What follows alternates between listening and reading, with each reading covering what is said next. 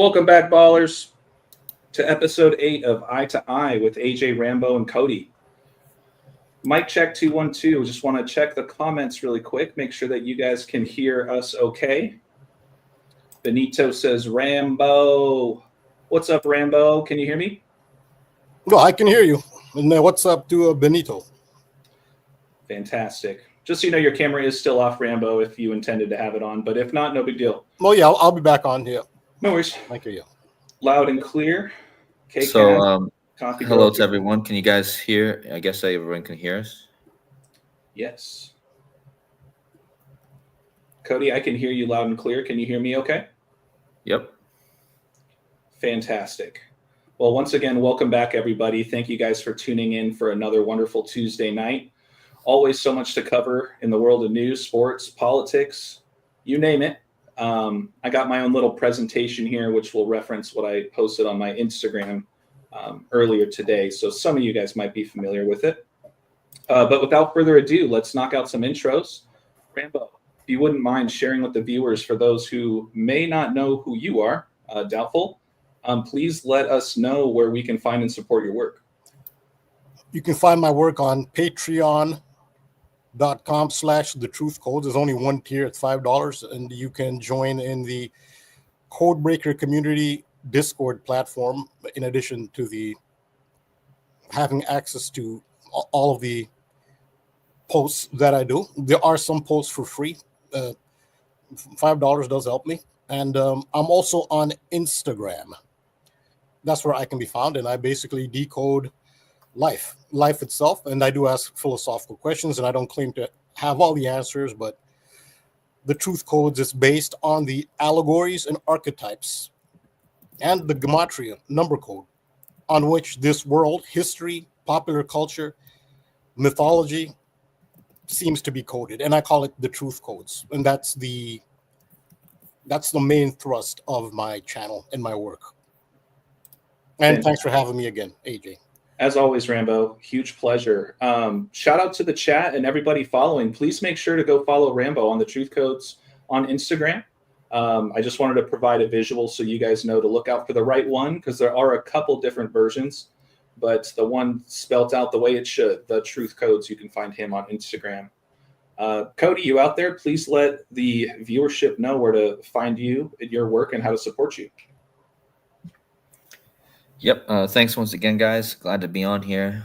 Hope everyone's well also in the chat. And you guys can find me mainly on YouTube, as usual, at Decoding with Cody.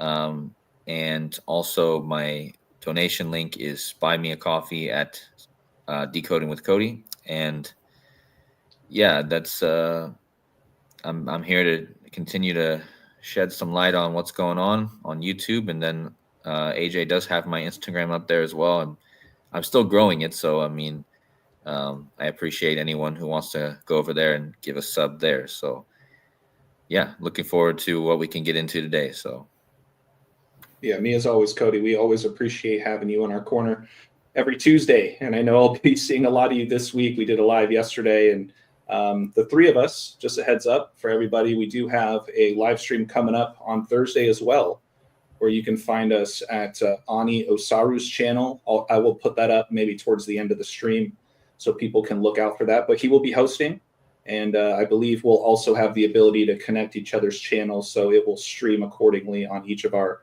YouTube channels. So let's make sure to show a little more love to Cody and Rambo on the Instagram side. That way we can help get up the following, and along the way, I'm sure Cody and Rambo will put some more posts out there as well. But most of their content currently can be found either on the Patreon or on YouTube for Cody. So intros for me really quick. AJ, Balll Don't Lie. Obviously, you guys are familiar with the channel since you guys are here where this particular weekly stream is being held. You guys can follow some of my more sports-related sports betting work on patreon.com/onthemoneyball. Or if you guys are also interested in just some of the books that I've written, you can either purchase them on the Patreon, or if you guys would like the free versions electronically as well, just send an email to wordplaybook with 3 O's in book @gmail.com. And lastly, this is where you guys can find my work on the Instagram side of things, which is ultimately where I first started, putting out the work. So always appreciate the support.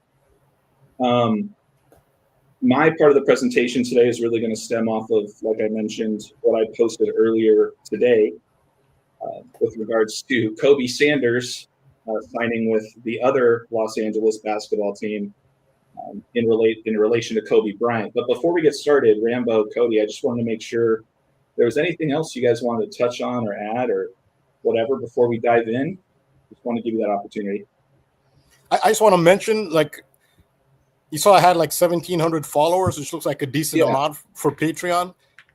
Majority of those are free subscribers. So it may seem like I'm making a decent chunk of change from 1,760 subscribers. It's overwhelmingly free subscribers.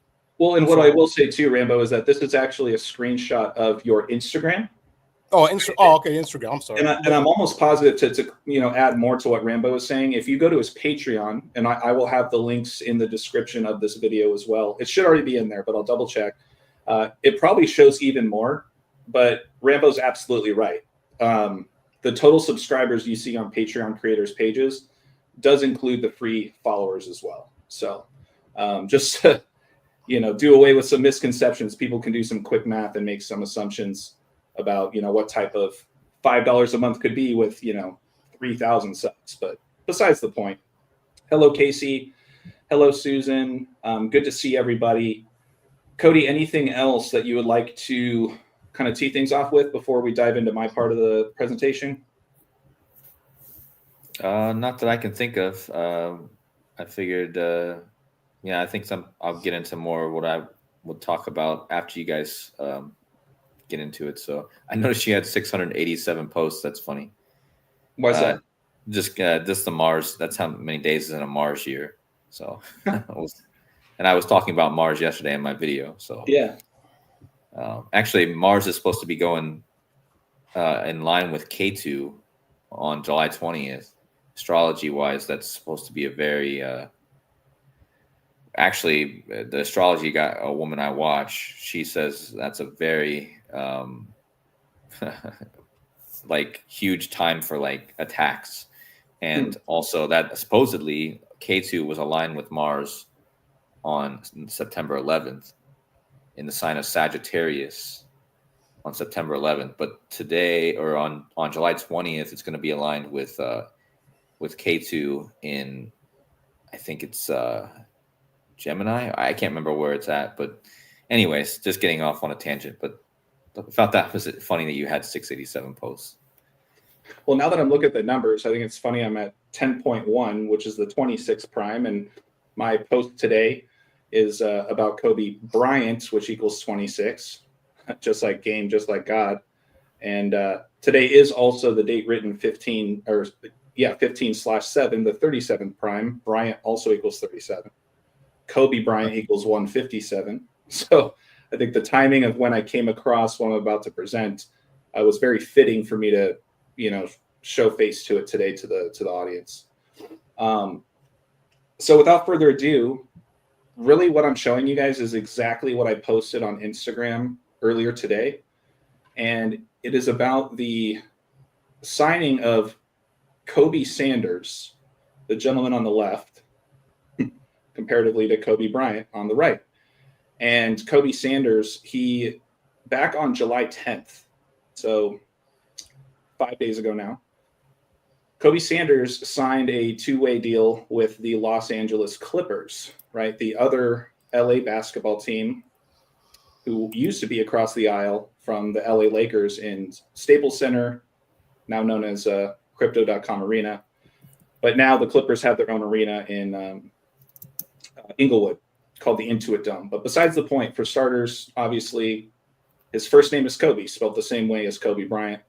And sure enough, just in the base ciphers of Gematria, perfect match in 2 of the 4 base with 113 and 41. So kicking it off with that. And I will say this is going to be one of my more Gematria-centric posts. There's not too many symbolic connections with this, other than just keep in mind that this is all taking place, once again, during the year of the snake, right? And Kobe Bryant, for those that don't know, his nickname is the Black Mamba, which is a snake. And I'm telling you, I was able to find these numbers very quickly. And it blew my mind last night. I wasn't so surprised to find them quickly as much as I found how airtight his number alignments are with Kobe Bryant and why he signed with the Clippers the day that he did. And it really starts with me looking at, okay, what's Kobe Sanders' birthday? I already know Kobe's birthday. And aligning the date of his signing with LA. And then measuring from that date and his birthday, as well as Kobe's death date, his birthday, etc. And you guys will really start to see how the date durations and the gematria alignments are just so perfect. So first things first, when you look at, and I know it looks a little messy, but keep up with me here. Kobe Sanders signed with LA, the LA Clippers, when he was exactly 1,206 weeks old, on the nose. He was born May 30th, 2002. And when you measure from that date to the July 10th of this year, exactly 1,206 weeks. Those in the gematria community probably already understand this number about 126. Using numerology, the 0 doesn't count. So 1206 can be essentially looked at as 126, which matters because Kobe Bryant died on the date written 126, January 26th, alongside his daughter Gianna Bryant, which also equals 126 in the simplest cipher, A1, B2, C3. And speaking of that particular death date in 2020, what are the odds that Kobe Bryant and Gianna Bryant died on 126 exactly 126 days before Kobe Sanders' birthday? I mean, right off the bat, that blew my mind. From the date that he signed with LA, and then you measure to the date that Kobe Bryant died to Kobe Sanders' next birthday. It's quite a stack of 126 right there. So keeping it moving, next we're going to measure from the date that Kobe Sanders signed with LA, and we're going to measure it from the founding date of Los Angeles, September 4th. And what you guys will see is that Kobe Sanders signed with LA exactly 1 month, 3 weeks, and 5 days before Los Angeles' founding date, which can also be a span of 8 weeks and 1 day. And those two numbers matter because Kobe Bean Bryant, his full name, equals 135 and 81 respectively, in the base ciphers.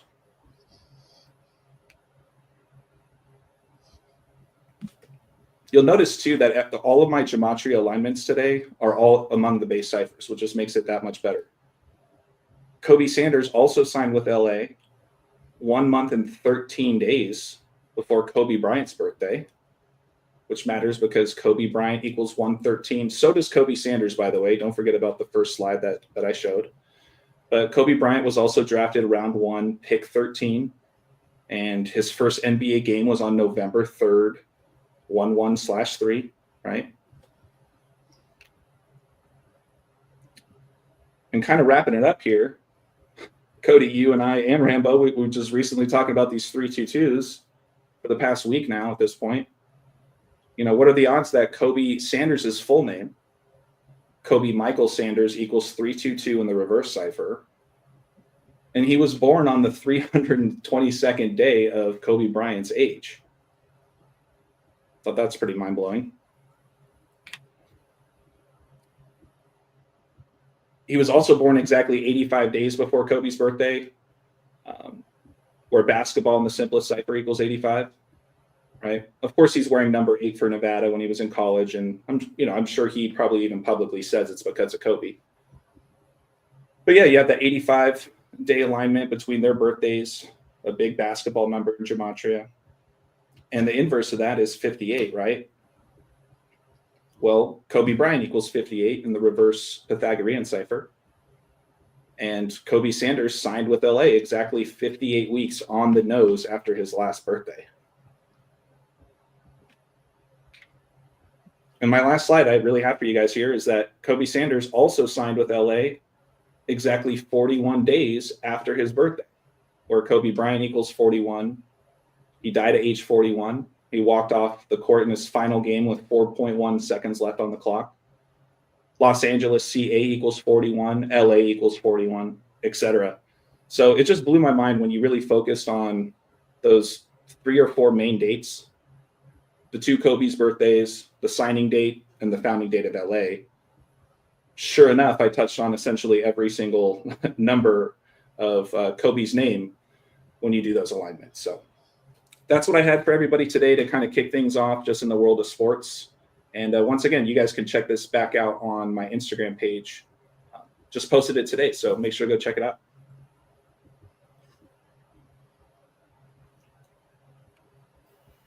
So 2 things I noticed real fast about your Kobe thing. I was looking at Kobe a bit last night. And well, first of all, did you notice he's born 260? This Kobe Sanders is born 261 days after 9/11. So there's your Kobe death date. Oh yeah, the other way to read it. Yeah, so if you go from 9/11, the actual date of the attack, to the day he was born, 261 days. So that's Kobe's death date. And today is. Or well, did he sign? When did he sign? Yesterday or no? It was July 10th. So July 10th. It was 5 days ago. Okay, so I'm a little behind the ball when I saw it, but I was just kind of getting updated on some transactions. And then I saw Kobe Sanders, and sure enough, here we are. And well, I was looking at Kobe for today because he has an interesting alignment. I told you for something's been going on with him because during the floods and the Back to the Future anniversary on the 3rd of July, he was 1985 days after Kobe died. And of course, the movie Back to the Future came out in 1985. Well, now, today, if you span the date from Kobe's death to today, it's 1999 days since he died. And today is the anniversary of another famous air crash that happened in 1999. You guys know what I'm talking about? JFK Jr. died in a plane crash in 1999 on today, and today is 1999 days after Kobe died. Wow. So there's an interesting, I mean, we could be watching for a plane crash today. I don't know, but I'm not saying a big one. Maybe there'll be like a little one in the news, like a small plane of 6 crashes or something. But I mean, like, it seems interesting, that alignment with 1999 days. I'm interested to see what happens 2001 days after Kobe died, which will be, of course, on the 18th or 19th of July.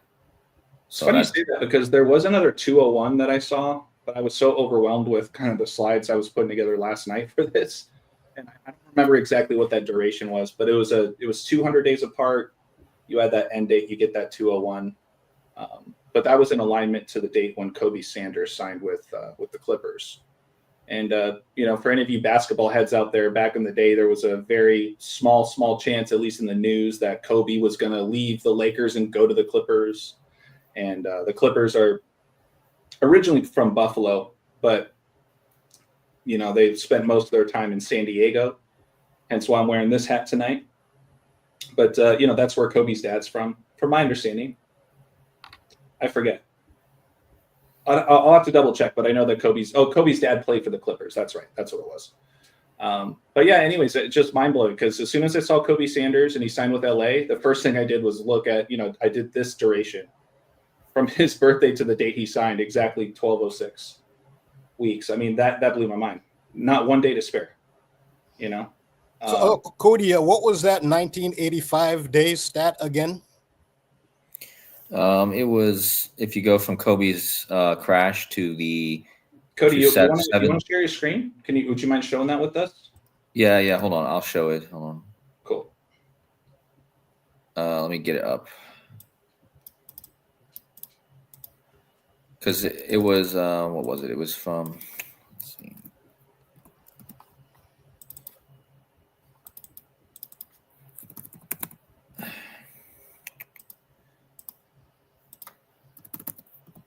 Yeah, hold on. I'm going to share my screen now.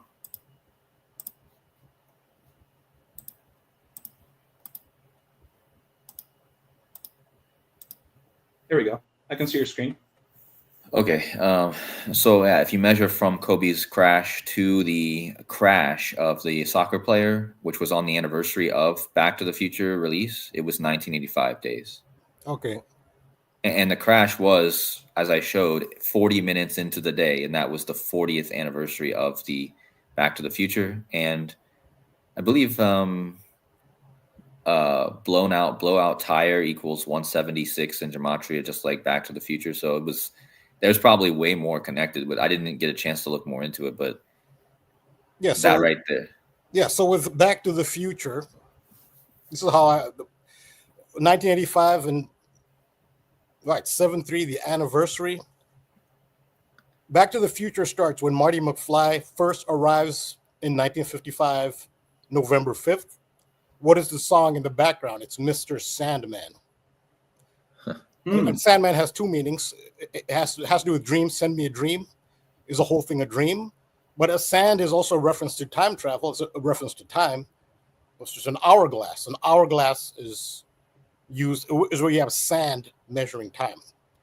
And that's how this ties into Kobe Sanders, because he has sand in his name. I did a decode. It was titled Chariots of Fire. It's a written decode on my channel, on my Patreon channel, called Chariots of Fire. And I talk about the chariot symbol, which ties in here. The chariot is also the helicopter is a chariot, any vehicle.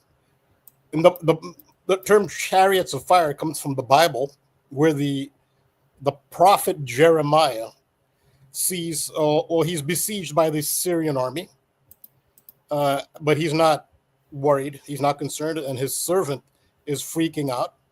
And the reason he says stay calm is because he says, I can see chariots of fire in the sky circling us.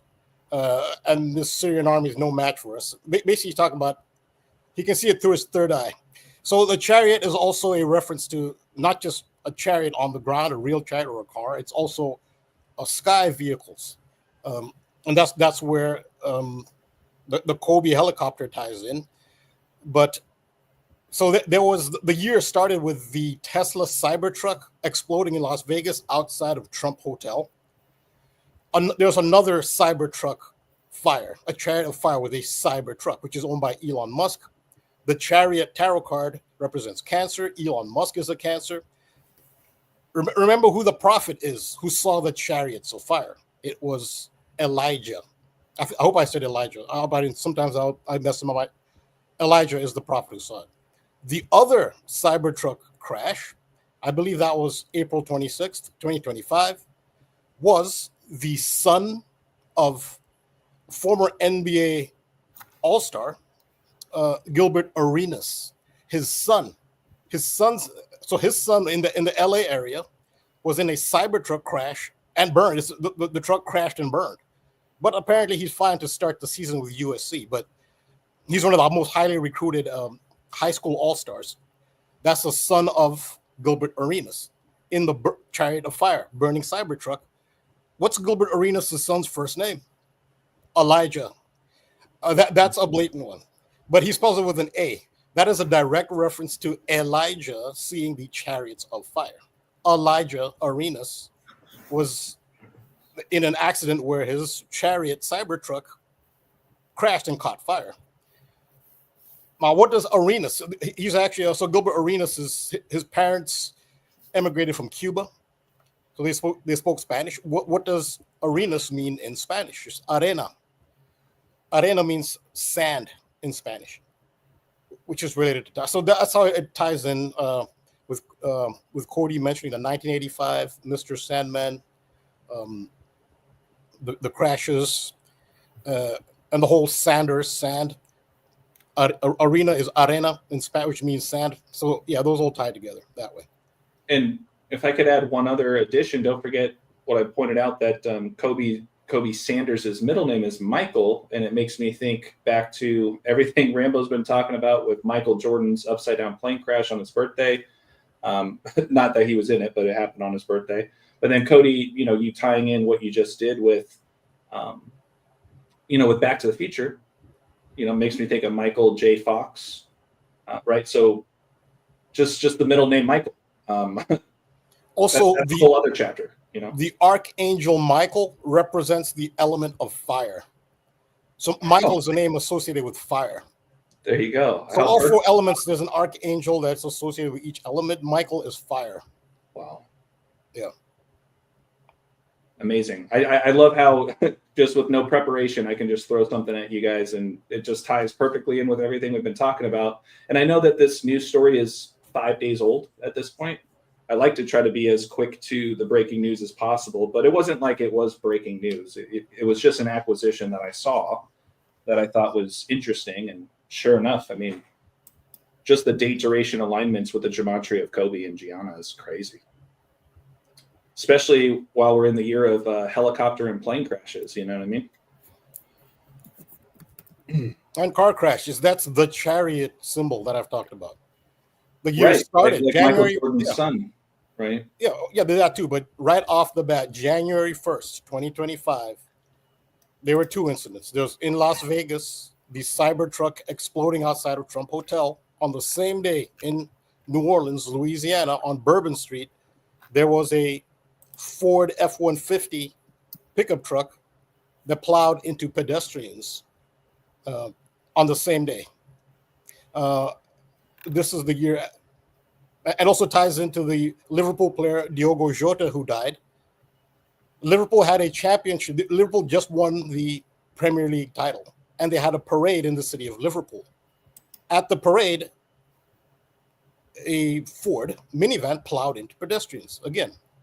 Just like, and they set the tone on New Year's Day. And it has to do with the chariot archetype. I have a random question for you, Rambo, because this just hit my brain.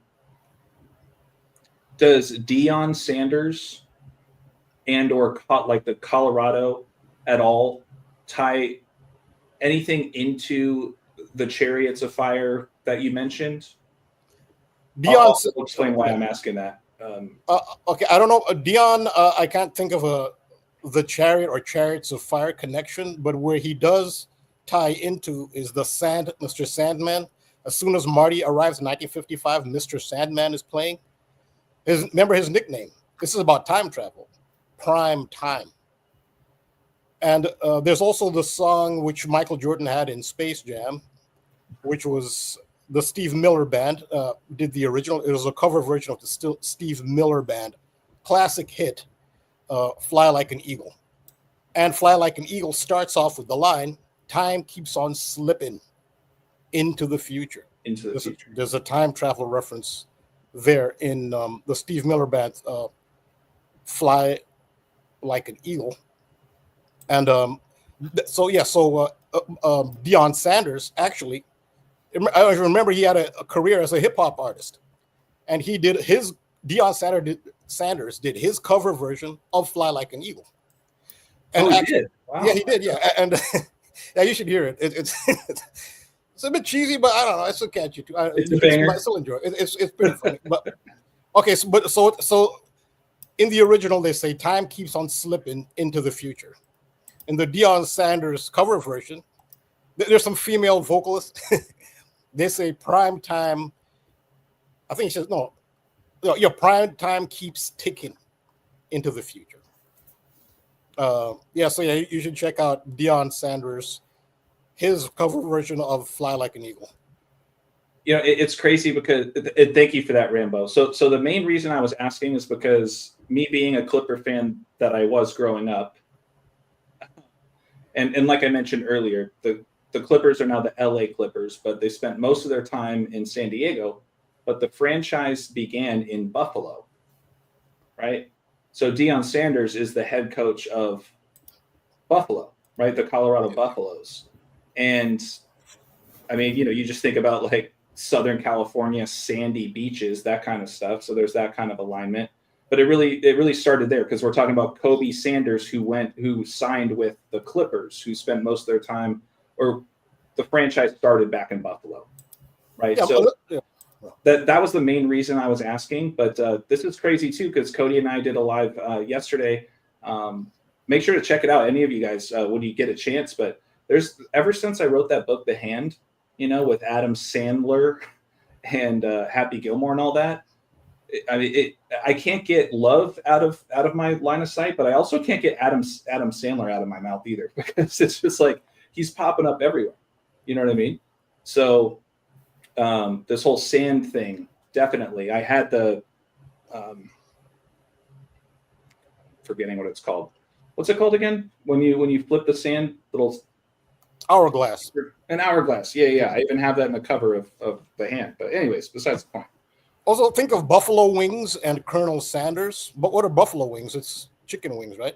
Fried chicken wings, buffalo wings. Yeah. And Colonel Sanders, I mean, I don't think they refer to them as Colonel Sanders Kentucky Fried Chicken. There's a Sanders Buffalo connection through Buffalo. Absolutely. Well, that was an incredible addition to, just what I kind of had to share for today. Yeah, Rambo's cooking. We always got plenty to share. So I can't have a decode. I don't know. Cody needs to add something. Yeah, I'm good. I think we can. I'm ready to see what you have, Rambo, and maybe we can talk more about the things that we kind of talked about before we got on, and then. Okay. All right. So I'll share my screen then, and hi, Susan. Thank you. Yeah, Rambo, I'll look out for that. Once you send the request, I will just say we have Lucky Sky Blazer mentioning that there is an active shooting unfolding as we speak in Tennessee. So that will be something to keep an eye out for. Mr. S also said, yeah, I love this movie. Adam Sandler was in a movie called Click, a remote control that controlled time. So right in your face. Great addition, Mr. S. Can you see my screen or not? We can now. Oh, you can? Okay, good. We're good. All right, so it's titled, I haven't yet published it. It's almost done. I just have a couple more images to put in. I will probably early tomorrow morning. Tomorrow morning I'll release this. It's on my Patreon. It's A Total Eclipse of the Heart is the title. And the Texas Trinity. And Trinity is a big theme here. And this is based on the Texas floods and Camp Mystic, which is the focus was on, it's all girls. This is all about females. This is a female-centric ritual. And I've talked at length about what that is when they destroy female figures. It's a destruction of the feminine part of the Trinity.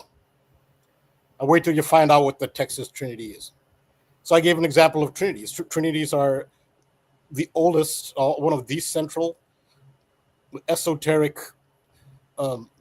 themes, you could say, elements of spiritual traditions throughout the world since the beginning of civilization. All over the world, they'll have trinities. And I give an example of the popular ones. The best known ones is the Trinity of ancient Egypt is Osiris, Horus, Isis. Isis is the feminine part of that Trinity. In Babylon, they had Nimrod, Tammuz, Semiramis. Semiramis, who was symbolized by a dove in legend, Semiramis was raised by doves. And that is where Christians got the dove for the Holy Spirit, for the Christian Trinity. This Babylonian Trinity predated the Christian Trinity by thousands of years.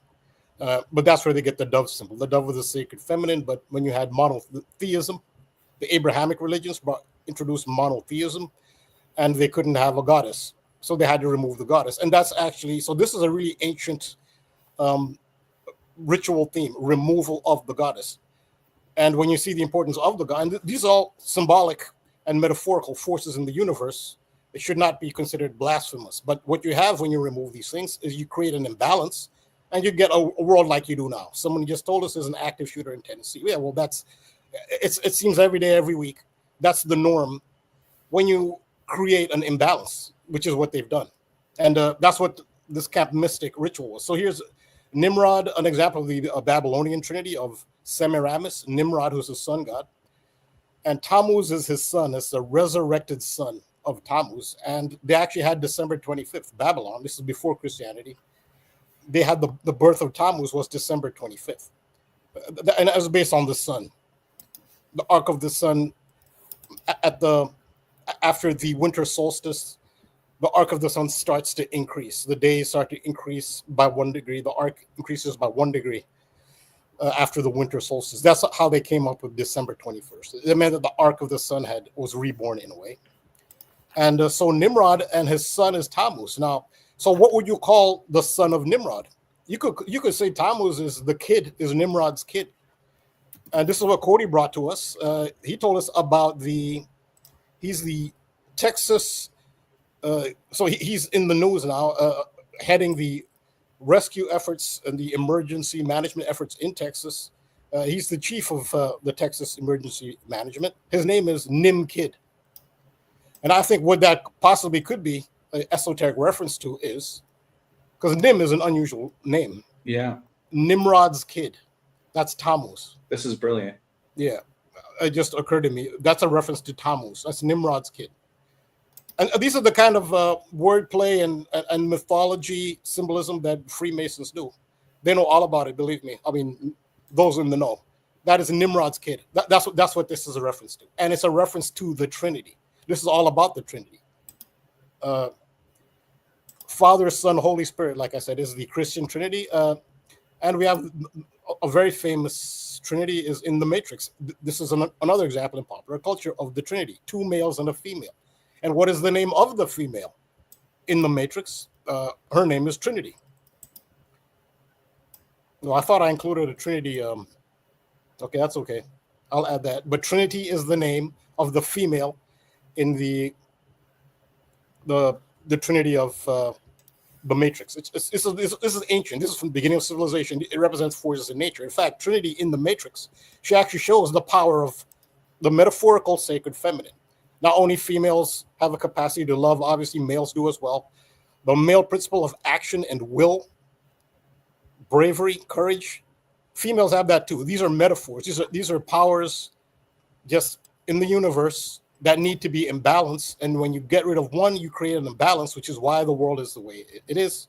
They keep persecuting more than anything else the sacred feminine. In the Matrix, Neo actually dies. I think he dies twice. But the first time he dies and he's brought back to life, think about, again, the Babylonian Trinity and even the Christian Trinity. The Son is brought back to life. The Son is resurrected. Tammuz is the resurrected Nimrod. Horus is the resurrected Osiris. The Son is resurrected. But who resurrects the Son? It is the sacred feminine who resurrects the Son. And that's what happened in the Matrix. And it's about the power of love. So people see it on the surface level as a love song. It's a love story, the Matrix. It's much deeper than that. So Trinity tells Neo, when he's dead at the time, she tells Neo, I love you. And she kisses him and says, now get up. And he's revived. And that tells you what you are destroying. It's about the power of love and the power of the sacred feminine. And that's how satanic a ritual like this. It's not light. This is a very powerful ritual, and that's why the world is the way it is. So you have the Trinity, it's a consciousness Trinity, you could call it, of thought, action, emotion. That's where you get the skull and bone symbolism. And this is very deep and important, and it actually is emphasized on the 3rd degree tracing board of the Master Mason. The skull and bones is on the coffin of Hiram Abiff. And what killed Hiram Abiff? Destruction of the sacred feminine is what killed Hiram Abiff. But he is resurrected again. So and that's where this powerful symbol comes from. But I don't think when skull and bones are using it, that they're using it in a positive context. There's always a negative and positive interpretation of these symbols. So skull and bones may seem like negative, but no, it actually can be a warning. And I'll be honest, I learned this from Mark Passio. This is one of the greatest things I learned from Mark Passio. That's a shout out to Mark Passio. He explained what this meant. He explained the tracing board of the Master Mason. He explained the sacred feminine. That's what I learned it from. And I've just seen it all adds up to the events that are happening. It made perfect sense. So shout out to him. Now, another symbol of the sacred feminine, it could be the heart or the dove. They mean the same thing. It's thought, action, emotion. Thought is the skull. Action is the crossed femur bones because your legs move and you have action. And emotion is the heart or the dove. And that's the sacred feminine. So you need all three in balance is what you want. Not one is superior to the other, and they create an imbalance intentionally, and that's what is at the heart of this Texas flood, the all-girls camp. And so I gave an example of what it looks like when you fade away the sacred feminine. You cross out the emotion. All you have is skull and crossbones. And here's my Trinity graphic. And so what you're getting rid of is the sacred feminine. Like I said, in the Matrix, how powerful is the sacred feminine? She brings the sacred masculine back to life. That's a very deep, that's not just something they came up with. The Wachowski brothers, they didn't just come up with that. This is a very deep lesson about the forces in the universe. And you understand why the world is the way it is when you understand this Trinity and the destruction of the sacred feminine. And there's Camp Mystic, which had the heart. They were destroying the heart. This is the logo for Camp Mystic with the heart symbol. And so here's kind of the images that they put out to the media. This image kind of encapsulates destruction of the sacred feminine. It's destruction of innocence. And this symbol, pink is you can tell this is a knapsack that a young girl would wear. And so this picture exemplifies that. And hey, Rambo, really quick, just a reminder, don't forget about, I'm not saying to you, just everybody in the community, about the Uvalde shooting X amount of years ago. And when Matthew McConaughey, went to the White House and showed those green Converse and how the toe had a black heart on it. And the story was it was actually a little girl's shoes. It wasn't a little boy's shoes. It was a little girl's shoes. And that was obviously another very tragic Texas story. So I'm just throwing that in there again, tying it in with Texas in the heart. So. Yeah, thanks. But isn't that interesting that it's Texas, the state that the Bushes moved into? Right. And George, I mean, there are many high-ranking members who are up there. While George Bush Sr. is not like at the top of the pyramid, he's up there compared to most presidents. He's a former CIA director. He's up there, like as far as influence and power in the Matrix. And so he is up there. So Texas. Yeah, it's a good thing you bring up an example from Texas. And also Converse has the pentagram symbol. The pentagram symbol could be Sopdet, the Sirius goddess from ancient Egypt, or it could be Isis, or it could be Venus, the Roman version of the sacred feminine. That's what the Converse pentagram could represent as well. And when they blacken the heart, that's clear what that is. And the Converse were green too. Green is the color of the heart as well. So heart chakra color. Yeah. So there's skull and bones, so skull and crossbones, which that's 2/3 of a trinity. And what's 2 divided by 3? It's 0.666. That is why 666 represents evil. It's 2/3 of the trinity without the emotion, without the heart. So when you see skull and crossbones, remember, it's supposed to be a trinity. It's supposed to be a skull, crossbones, heart. Something's missing. And just to show the significance of George H.W. Bush Sr., look at his birthday, June 12th, and several major rituals along these lines have happened on his birthday by no coincidence, June 12th. And so I'll bring up the things that Cody brought up because 322 is associated with skull and bones. And Cody brought up a whole bunch of 322s, which you took some screenshots of his decode, so did I. And you can, so like skull and bones, 223, skull and crossbones, 223, natural disaster, 223. He brought out Steve Kerr, how Steve Kerr is related. Steve Kerr is also related to the Chicago Bulls. He played with the Chicago Bulls. The Chicago Bulls are coded with Sirius. And what happens when at the heliacal rising of Sirius, the Nile River floods. So Steve Kerr has that Sirius connection through the Chicago Bulls. So another 322 that Cody brought up was the founder of Camp Mystic died on the 322nd day of the year. And so this is what this is about. It is the destruction of the heart. It's the skull, crossbones, no heart. That's the destruction of the sacred feminine. And so, thanks, Cody, for this observation and graphic. It really underscores the point I'm making. Now, also, so you have the Bush twins. So Jenna Bush, she's like a big talk show host now. And her mother, Laura Bush, who's the wife of George Bush Jr., again, we've talked about this extensively. She worked at Camp Mystic. She was a counselor. They call her, she was a drama counselor. That's kind of interesting. Drama, acting, makes you wonder about how much of this narrative is real.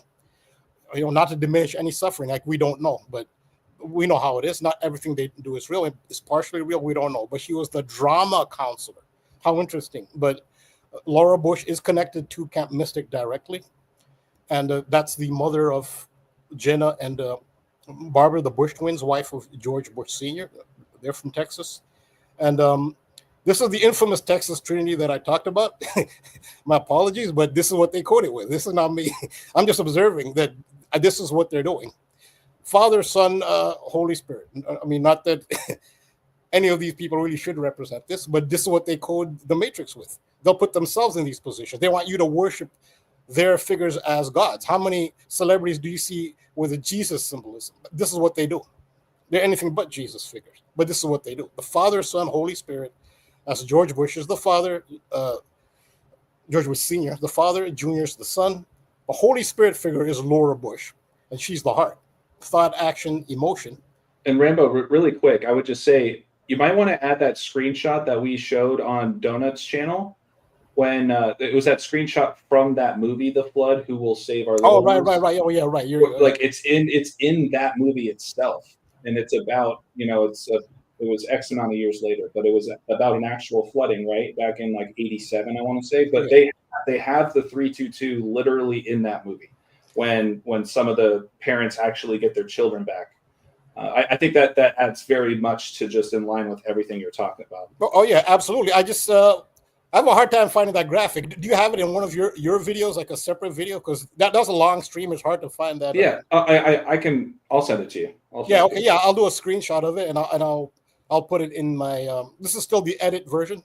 Yeah, it looks much better once it's on the page because the page has a dark background. It looks much more aesthetic. This is what it looks like on the editing side, not as aesthetic. That dark background gives it a much better aesthetic. So sure. Yeah, there's a very important point. The flood movie, it ties right in, and if I can get a graphic of that, that would fit right in. Yeah, I'll get that to you.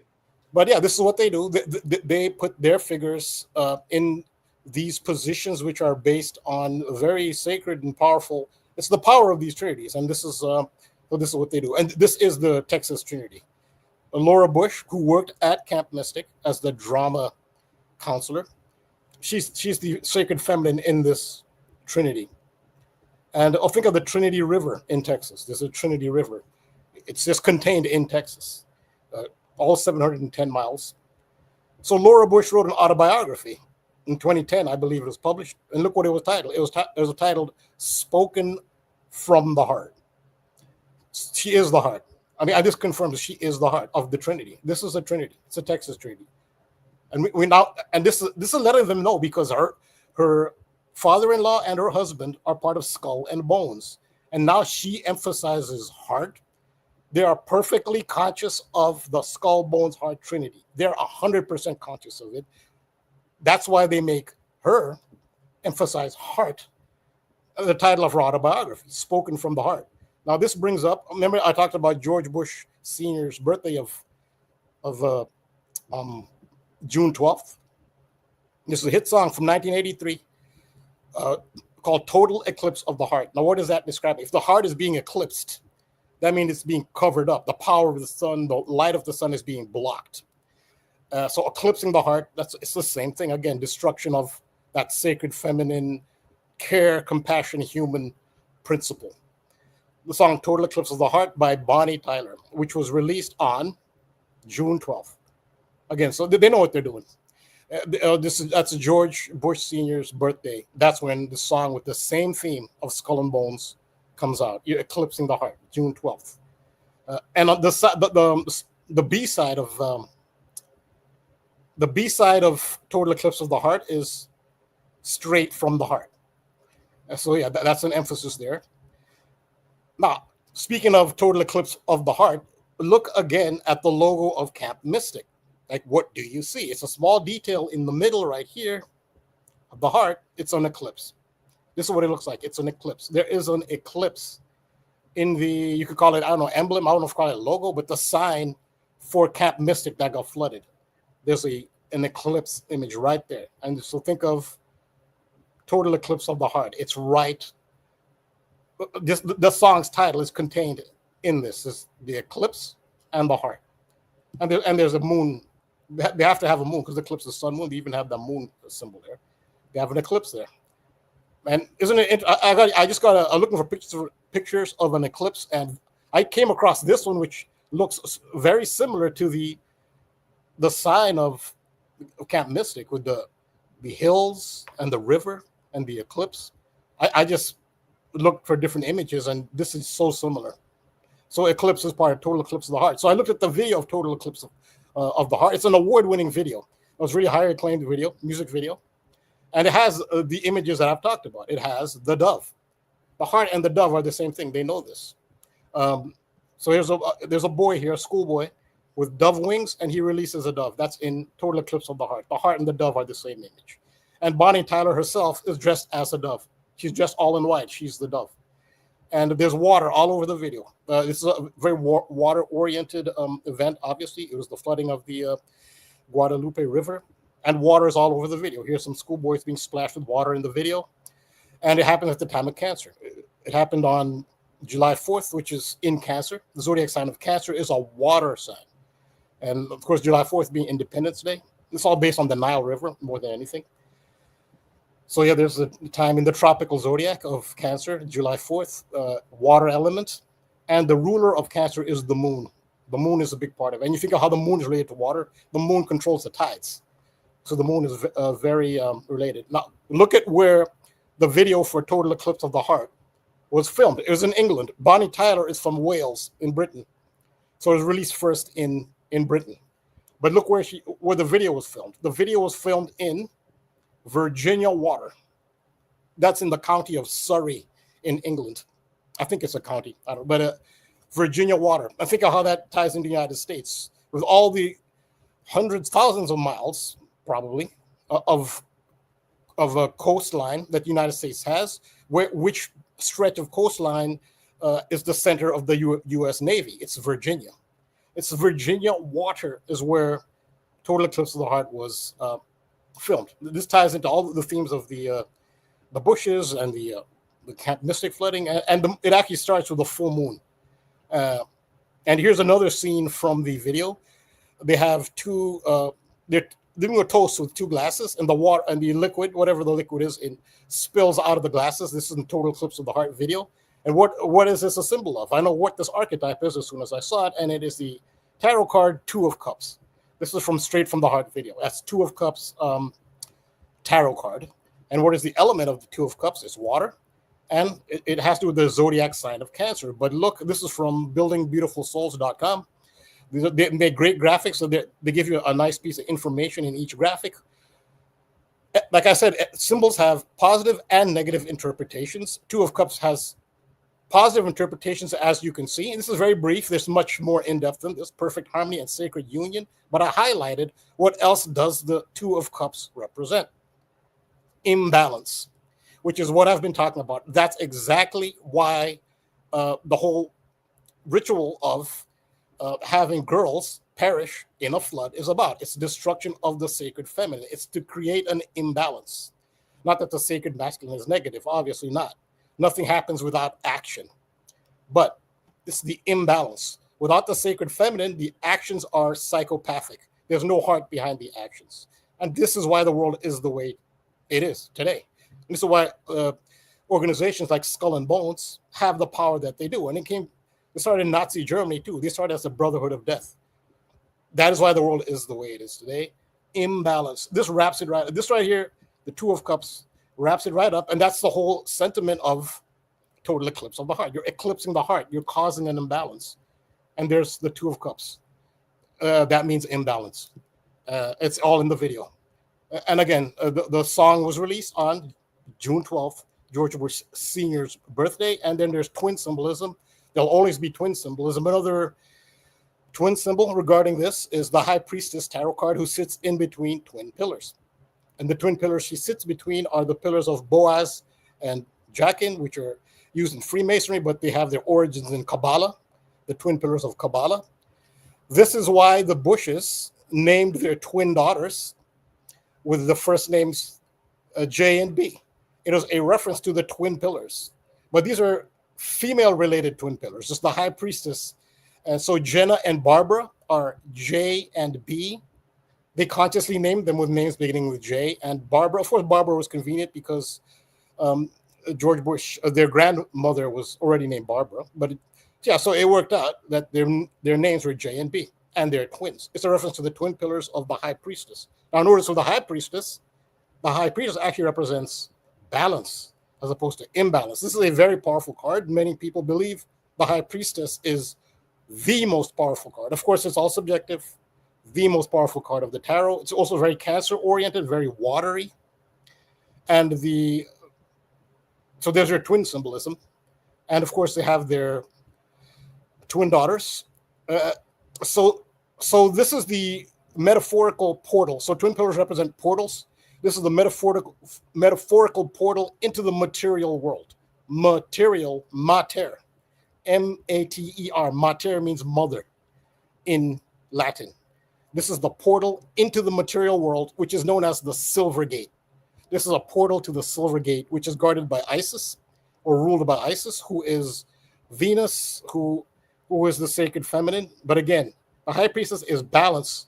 You saw how the Two of Cups is imbalance, and this is what they're doing in Straight from the Heart. So Bonnie Tyler, who does Total Eclipse of the Heart, she's a Gemini. She was born June 8th, just as George Bush Sr., born June 12th, is a Gemini. So they have the twin symbolism there, and he has his twin granddaughters, who are Jenna and Barbara, J and B, Jachin and Boaz, the twin pillars, between whom the sacred feminine, the high priestess, sits. And so these are the twin pillars, J and B. And do you see the high priestess in between the twin pillars, J and B? Yes, you do. It's the Capitol Dome. This is the high priestess. This is the sacred feminine. And where is the U.S. Capitol Dome? It's in D.C. between Virginia and Maryland. Virgin Mary, the Christian sacred feminine. Remember where the video is filmed? In Virginia waters in England. And so at the top of the dome is a womb or a breast, a sacred feminine symbol. At the top is the Statue of Freedom, which unofficially could be the goddess Columbia. Columbia comes from the Latin word columba, which means dove. Columba means dove in Latin. And again, we talk about all this symbolism is in the video and the song Total Eclipse of the Heart. So this is a very deep pick. They know exactly what they're doing when they did all this. This is the high priestess symbolism, and these are the twin pillars, feminine pillars. And now there's your sacred feminine in the middle, right there. And that's why they named him with names J and B. And so there had to be. I knew this, and as soon as I saw this story, I said there have to be twin sister victims. I just knew it. As soon as I saw it, yes, they're twin. So all I did was I typed in Camp Mystic twin sisters. That's all I typed in, because there has to be. I had it. That was written all over this, and sure enough, because there has to be twin girls and Riverside campers among Texas flood victims. There had to be twin. Now, hopefully they weren't, and they're just doing this for a ritual, but they certainly have it. When you've destroyed the sacred feminine, you certainly have it in you to literally drown young, innocent twin girls. But this had to be part of it. As soon as I saw the story, I just randomly typed in twin girl. I didn't see the story. I just knew there had to be twin girls in the story, and sure enough, there were twin girls as part of the victims. And so that's why it's called Camp Mystic. Now when you see the decode, this is why it's Camp Mystic. You see the mysticism behind it all. In Total Eclipse of the Heart, Bonnie Tyler, who's a Gemini, does give you the mandatory for rituals of this nature, twin symbolism. And so that's Bonnie Tyler with her twin symbolism there. And another twin is Donald Trump, who's a Gemini, June 14th. And water is a metaphor for money. This is an image that has been decoded a lot over the years. There are many decodes on this. You can search and you'll find a lot of decodes on. This is the Bank of America mural. If you just type in Bank of America mural, there have been many decodes over the years on this mural. And it's actually in the Bank of America Corporate Center in Charlotte, North Carolina. That's where this mural is. They have some other murals which are very symbolic. And so what many people believe, because what's that symbol again that we're talking about here? The eclipse. The eclipse is on the Camp Mystic sign. It's in total eclipse of the heart, which is released on June 12th, George Bush Sr.'s birthday. And again, in this mural, you see the eclipse. I kind of zeroed in on it somewhat. You can see the eclipse. And so because Donald Trump was born under a total lunar eclipse, that was on June 14th, 1946. There was a total lunar eclipse. So now this is a solar eclipse. A lunar eclipse is a blood moon. A lunar eclipse is when Earth is in between the sun and the moon, and Earth casts a shadow onto the moon. That's a lunar eclipse. But it's still, nonetheless, the eclipse symbolism is there, which leads many people to believe that this is Donald Trump as a young man. There's another symbol. Yeah, there's other symbolism, not to get distracted. But this is along the lines of, again, he's a Gemini, so he presents the twin symbolism. And this is how water, it relates to money. This is the Bank of America using this. And this is all about a river overflowing. It's banks. The banks of the river could not hold the overflow. And we've talked about the money metaphors with water. Well, the bank is a key here. Bank of America has this mural and how it ties in. And so the Donald Trump and the eclipse symbolism here that you see. But there's something else you see here. It's right here. I zeroed it in on it a little more, and that is a burning bush. A burning what? Bush. This is all about bush. This is the symbolism they give themselves. The burning bush, a very holy symbol. The holy symbol is the burning bush. It actually was on Mount Sinai after the Exodus. When the Israelites were on Mount Sinai, there was a burning bush that the fire did not consume the bush. So although the bush was fully ablaze with flames in the Exodus narrative, and then God, I guess Jehovah, Yahweh, spoke, when the bush started burning, spoke to Moses, but the bush was not consumed by the flame. So it's like a miraculous fire that did not consume, and that's what is the burning bush. But think about the bush symbolism again, and just think of how they attribute these powerful, esoteric, religious, godly, like universal spiritual symbols to themselves. They're now attaching the Trinity to themselves. We saw how Barbara Bush emphasized the heart because they know what they're doing. The heart is part of the skull bones heart Trinity. And now they're doing this with the burning bush too. They're saying, oh, burning bush, Moses, Mount Sinai. Okay, yes, that relates to us as well. Speaking from their perspective, yeah, that relates to the bushes. Now they're at a religious level. That's what they do. So the burning bush is a reference to bush. This is a reference to money. It's in Bank of America, river banks. And the pyramid there is an indication of Egypt. So this is all about the burning bush. And I gave a Google explanation of the burning bush. The burning bush where God first spoke to Moses is traditionally located at St. Catherine's Monastery at the foot of Mount Sinai in the Sinai Peninsula. Why is the Sinai Peninsula relevant? Because it's shaped like a heart. And if you look at the gematria of Sinai and heart, I've done several decodes on this. It's a super match. And so this also happened. So I did a Chariots of Fire decode. If you check out my Chariots of Fire written decode, I explain what that is. There was, and thanks to the patron Charlie for telling me about this story on Discord. This is why the Discord chat is it's very valuable, because this is where the patrons can share their information. I saw this on Discord, actually. I was looking through Discord, and I saw that Charlie had shared this story along the lines of my Chariots of Fire and this was a couple of months ago. This is 2025. This is the year of the Chariots of Fire. Absolutely. A Amazon delivery truck in downtown Washington, D.C. just spontaneously went up in flames. Nobody was injured. No packages were in the Amazon truck. It was a Sunday, and it just went up in flames. And again, this is Chariot. The Chariot represents Cancer. I think this happened during Cancer. I think, it did happen during Cancer. It must have been late June or early July. This all happened during Cancer. Cancer is the Chariot. But anyway, so the important thing is no property got burned.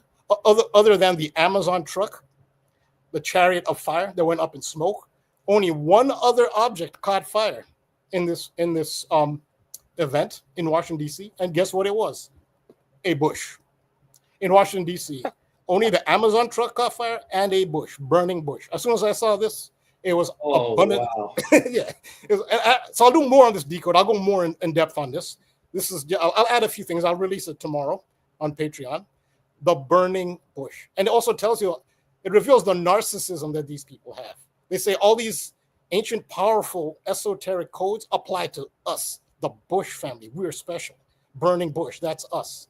Well, burning bush has a much, again, you can just go into the esoteric symbolism of the burning bush. Nothing else was damaged other than the burning Amazon truck. No packages were in the truck. Spontaneously caught fire. Of course, it was just to add to the chariot theme, the chariot in Gematria is 53, Pythagorean. 53 is the number of the chariot. The chariot sums to 53. The van, the model of van was a Mercedes Sprinter. 53,000 Mercedes Sprinters were recalled. 53, that's the number of the chariot. Also in French, le chariot, sums to 53. Wheel is 53. That's the number. So no packages were in it. It exploded spontaneously, so there's no driver in it. No people were injured. No property were injured. Only one other object caught fire, and that was a bush, a burning bush. So this ties in as well. And also, just to wrap, I'm going to wrap it up here. Another event, heart-related, of George Bush, related to George Bush and his birthday, June 12th, was the Pulse nightclub shooting in Orlando, Florida, which happened on his birthday. And I just see the number 53 right as I'm looking. I didn't even know this 53. It wounded 53. Okay, there's the chariot. Yeah, it happened on June 12th. And Pulse, what is Pulse? Pulse is the heart. And this also ties into Mount Sinai and the burning bush on Mount Sinai, because if you look at the coordinates of Orlando, Florida, it's on the 28th parallel north, on the exact line, almost to the minute. Look, here it says 28 degrees, 31 minutes. That's the parallel north. Well, where is Mount Sinai? 28 degrees, says here 32 minutes. They're dead on. They are dead on a vertical line. Mount Sinai, which is shaped like a heart, and the Pulse nightclub in Orlando, Florida. This is the Sinai Peninsula. That's where the burning bush was. So, yeah, that's my decode. I will complete it, and it'll be much more aesthetic. Have a better aesthetic when this is the editing phase. It doesn't look like this when it's published. It'll have the dark background. It'll give it a better aesthetic. So yeah, this is the decode I have: Total Eclipse of the Heart and the Texas Trinity. Rambo, you are too generous with your work. Mind blowing as always, my friend. Seriously, incredible stuff. This will be up on the Patreon, like the final version tomorrow. You said? Yeah, tomorrow morning. I mean, I'll do it first thing in the morning. Maybe around. I'm looking at maybe I don't know, 9 or 10 a.m. Give people time to. But yeah, I'll complete it and put it up about 9 or 10 a.m. Okay, perfect. Hey, we got a question from Quantum really quick, saying that they are a Patreon member currently, and they're asking, how do I join the Truth Codes Discord? All right, so if you're a Patreon member, if you said you could send me an email. I've been doing so many videos. I've been in videos and posts and Instagram that I've fallen behind on comments, and I really super appreciate the comments, things like that, like Charlie's contribution. I couldn't do this without the comments and all the other contributions. So if you leave it in a comment, hopefully I'll get to the comment, because I really fallen behind the comments. Apologize.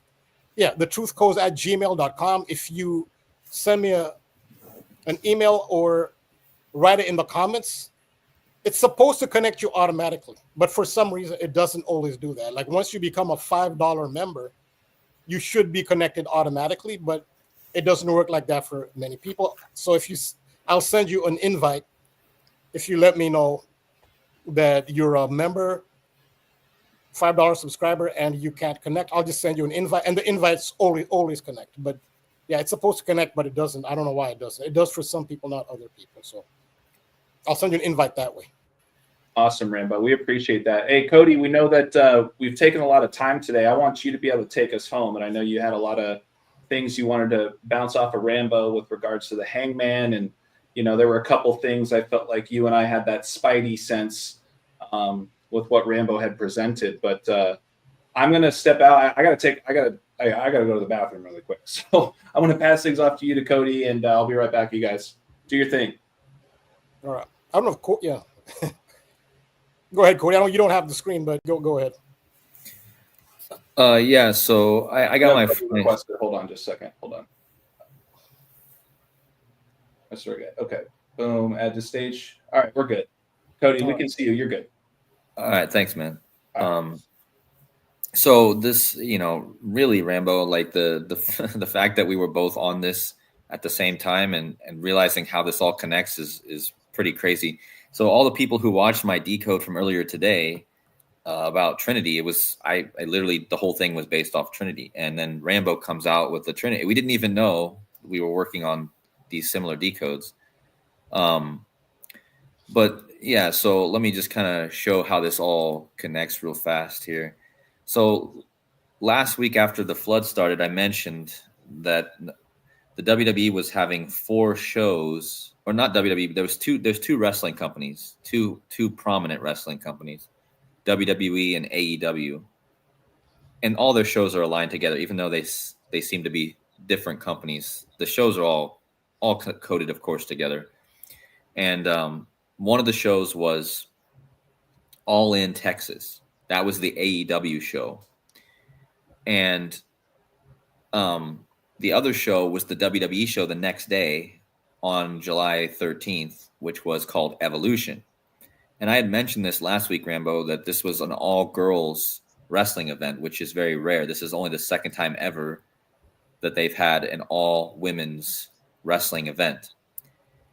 And so with these 2 shows happening in back-to-back days and this one happening in Texas, I had made the connection with this show with the Hangman, and the iPet Goat scene where, George Bush is sitting in front of the chalkboard. There's a hangman. They're playing the Hangman game, and the Hangman is next to the word evolution. And then we had these 2 shows in back-to-back days called with the main the headlining match of AEW All In Texas being Hangman Adam Page versus Jon Moxley. And the next day you had the all women's show in WWE called Evolution. So literally the exact thing playing out on the chalkboard in iPet Goat, the Hangman and Evolution. And you'll notice right there next to it is the heart. You have 4 hearts there on the chalkboard. You have the heart here, and then you have the 3 hearts up here. You have Texas even highlighted here in the yellow on the chalkboard, and the burning house of fire. Well, I can't go through all of this decode. Again, most people have seen this decode on my channel already with the Hangman. But I explained how Hangman Adam Page is, who won the match. He ended up hanging his opponent with a chain, and Jon Moxley, his opponent, was choked out, and he won the match, Hangman. And this wasn't the first time that Hangman Adam Page hung Jon Moxley. The other time was on March 5th, 2023, at a show called Revolution, which is 1 letter off from Evolution, which again is on the chalkboard in iPet Goat. So this was the second iteration of this hanging theme. And just to point out real quick too, in the same show that Hangman Adam Page won and hung Moxley, the guy in the center of the graphic for this show is Rainmaker, a Japanese wrestler, the Rainmaker, and he rains money down when he enters. So, and the girl on the left or on the right is Snoop Dogg's niece, which is originally known as Sasha Banks in WWE, but now she's known as Mercedes Moné. So lots of money symbolism. But yeah, let's go to how this blew my mind with the Trinity, because I told you first you had this show all in Texas, and then you had this next show, Evolution. So who won? Who took the spotlight in this all-women show the next day in Evolution? Well, her name just happens to be Trinity. She took the spotlight from the show. She actually, as I mentioned in my decode earlier, on June 7th, 2024 or 5, this woman, Trinity, who goes by Naomi as her wrestling name, but her real name is Trinity, she won the Money in the Bank briefcase, where she allows her to cash in her opportunity to become a champion at any time she wants. She did that on June 7th. And then on July 13th at Evolution, the all-women show, she interrupted the main event where she cashed in. She got herself involved in it was only two wrestlers, two women were wrestling, and she became the third to represent the Trinity. And she cashed in her Money in the Bank to win. So Trinity became the third member to win and she became the champion. And her Twitter is, of course, depicting, she's all about caution. She's all about right now talking about everyone needs to proceed with caution. And I had mentioned that how this connects to the Golden Gate. I'm not going to get into all that because I just want to kind of connect what Rambo's talking about here with the Trinity and the Texas stuff. But if you guys want to catch, I was looking at tomorrow because tomorrow is July 16th, the anniversary of the Trinity test. And she won this championship 3 days before the Trinity test anniversary, and her name is Trinity. But what's crazy is she, as I showed in my last video, just to give us a clue that it was connected with the bombing, the Trinity test, they had to have her do an X post of her using her briefcase as a terrorist weapon bombing. She's literally lighting a bomb and putting caution tape and grenades and dynamite, like all about bombs. And I've never seen a wrestler do this. Like I said, I've never seen anyone in wrestling have an X post where they have a briefcase and they're putting bombs. This is the first time ever. And she just happens to be named Trinity.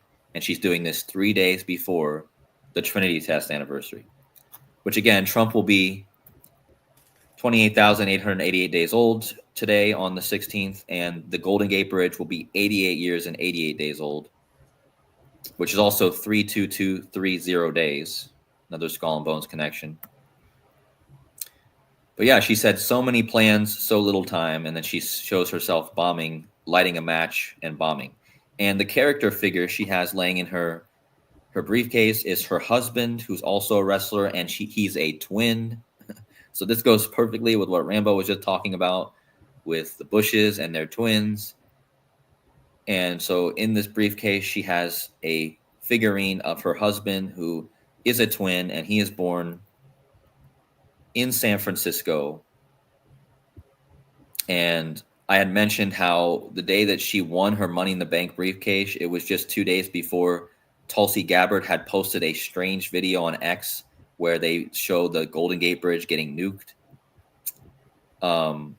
But yeah, Trinity, her husband, figurine, he's born on August 22nd. And he's a twin. And his twin is also in the WWE. So both these guys are in the WWE. And I mentioned how she turned 20 Martian years. So again, these Martian years are proving themselves to be absolutely on point, because I told you the attack on Iran was on Trump's 42nd Martian birthday last month. And now Trinity, she just happens to win in connection with war and bombings. She happens to win her big, she takes the spotlight from the championship as she turns 20 Martian years old. She was also 225 days after her last Earth birthday, which is 225 is a Venus year. So she had a Venus year after her last birthday, and she was 20 Martian years. So she had the feminine, the Venus and Mars connection, which goes with the heart, of course, Venus. But yeah, and so today, or July 16th, the Trinity test anniversary, will be Barack Obama's 34th Martian birthday. And it will be 34 days after Trump's 42nd Martian birthday, which is the Trinity, which is the attack of Iran. But just to go, focus back on the Trinity. So Rambo, he comes out with a decode about the Trinity in Texas.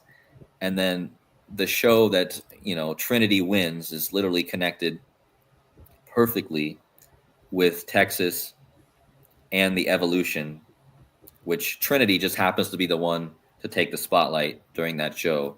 And then Rambo comes out with this mind-blowing decode about Trinity being the central theme, connecting with, and I connected this with iPet Goat because, again, the two shows involved the Hangman and then Evolution, and then the heart is literally right there. And then you have Bush right here. So this literally brings everything together right here in this one slide. And again, I didn't know, just to reiterate to the viewers, I didn't know Rambo was even talking about Bush and the Trinity. I had no idea. Yeah, so, I didn't see the whole video. I saw your video after I had started my Trinity thing, so I knew it would help the show. It'll make for a good show.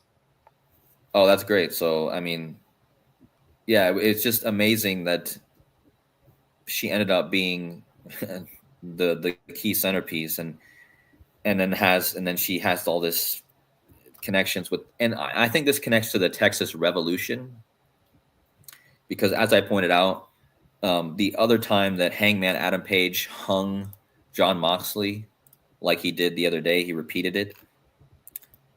It was at a show called Revolution, which again is just the adding of the letter R to the word evolution. And notice how the letter R is a bit darker here, so you actually see the word evolution in. But yeah, this what's interesting about this in connection to what Rambo mentioned about the Trinity and Tammuz, I found this. Oh, and I forgot to mention this Revolution where Jon Moxley was hung the first time was in San Francisco. And I talked about how Naomi, her husband's from San Francisco. He's the twin who's a wrestler from San Francisco. And so, yeah, the last time that this hanging happened was San Francisco, and the second time was in Texas. But yeah, Revolution, and I mentioned in my decode how even the symbolism on the iPet Goat chalkboard, it looks like the hangman kind of looks like an R.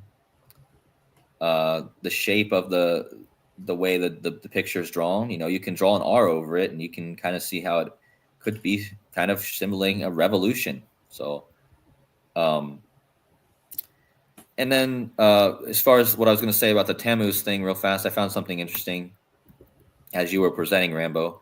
I went from the two hangman matches on March 5th, 2023 to the one on July 12th. Well, it was actually 861 days between those. And I noticed that Tammuz let me bring it up, Tammuz in Latin, it equals 861. That is the, again, that's the amount of days between the two hangman matches. And what's interesting about that is because, the second hangman match happened just before Trinity won at Evolution. And the guy who won the match both times was Hangman Adam Page. And his theme is about going off into his theme is a cowboy theme. And again, I keep seeing these cowboy themes, guys. I keep seeing them over and over and over. I talked about how Bo Dallas, the wrestler, was born on the Back to the Future 3 release, which is all about cowboys. And now this other wrestler just wins the title in Texas, and he's all about cowboy. His catchphrase is cowboy shit. That's what they scream when he enters the ring. So I'm telling you, the Cowboys look really interesting this year in the NFL because, this whole thing with all this cowboy stuff going on. Also, the Hangman is from Virginia. Oh, sorry. No, I was just going to throw in, don't forget about my touch on the whole America's Sweethearts. They're bringing back this whole documentary about the Dallas Cowboys cheerleaders. They rebranded the show, but it's just a documentary about the girls trying out to be Dallas Cowboys cheerleaders, which are known as America's Sweethearts. And don't forget their big performance every home game is to AC/DC's Thunderstruck. Right. So going back to Thunder and Love, sponsored by Loves, who just won the NBA Finals. So I just want to throw that in. Yeah, absolutely. And then that Thunder game was connected to the bombings of Iran. I showed with the I mean, so yeah, that's crazy that it all continues to connect. And someone's mentioning to Kimberly in the chat, shout out to her. She's saying that the nuclear football briefcase. Wow. Yeah, because she's literally lighting a bomb inside of her briefcase, and I just connected it to the Trinity test, the nuclear test.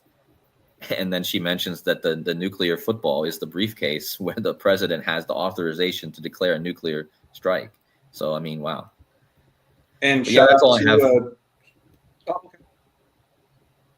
Yeah, no, I just wanted to get that awesome. out and have a chance to have Rambo also respond and see what he sees. There's much more I could have said, but that's the gist of it. You could go on. I had a lot of time if you have more to add. But, the main points I think I hit. So. Oh, okay. Well, just a couple of things I noticed. The graphic you had from iPad Goat with the George Bush, and he has the burning a building.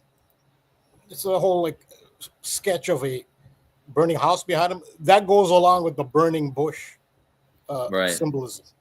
Bush and that's burning bush. So they're really heavy on that. So that's very a very big part of it. I showed also that this character Hangman Adam Page, he had a big incident last year. One of the craziest things I've seen on wrestling. They actually burned a house down for him. Like he went and burned someone else's house down. And so this is again depicting this guy's like completely connected with this chalkboard.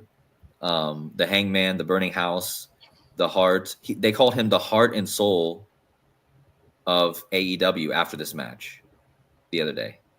So they called him the heart and soul, which is the heart. They had him burn down a house last year, and they gave him barbed wire. They mutilated themselves with barbed wire in both of these Texas death matches.